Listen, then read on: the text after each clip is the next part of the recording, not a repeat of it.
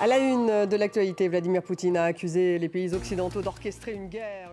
Le débat consacré à Vladimir Poutine et à son discours à l'occasion des commémorations de la victoire contre l'Allemagne nazie. Un défilé du 9 mai qui s'est déroulé sous haute sécurité. On y reviendra. Que révèle-t-il du président russe 1 an et 3 mois après le début de l'invasion en Ukraine? Sur le terrain, où en est-on entre la colère de Prigojine à Bakhmout et la préparation de la contre-offensive ukrainienne? 19h10. Vladimir Poutine a promis la victoire, je cite, dans la guerre en Ukraine. Le président russe a fait un parallèle avec la Seconde Guerre mondiale dans son discours à Moscou. Et en ce jour symbolique, Yevgeny Prigojine a dénoncé quant à lui, je cite, l'incapacité des autorités russes à défaire l'Ukraine. Le patron du groupe paramilitaire Wagner a accusé des soldats de l'armée régulière d'avoir fui leur position à Bakhmout. L'homme d'affaires est, vous le savez, en conflit ouvert avec la hiérarchie militaire russe qu'il accuse de ne pas fournir suffisamment de munitions à son groupe.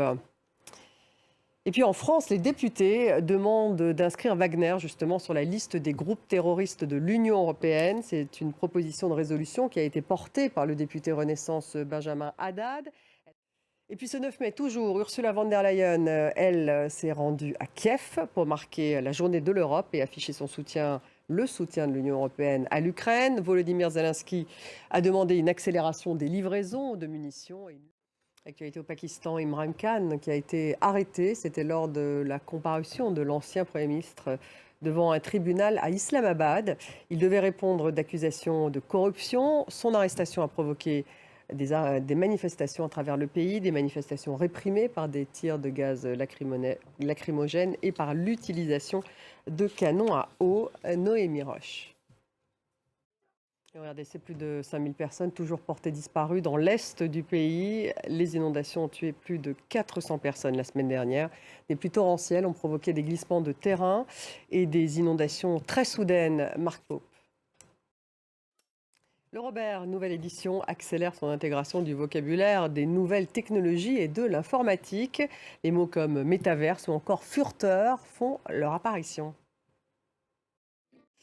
Merci de nous avoir suivis. Restez avec nous dans quelques minutes. Le débat, il est consacré au discours de Vladimir Poutine en ce 9 mai lors de cette parade militaire, ce défilé. On va poser de nombreuses questions à mes invités. Où en est-on justement de cette... Que révèle-t-il finalement ce discours du président russe?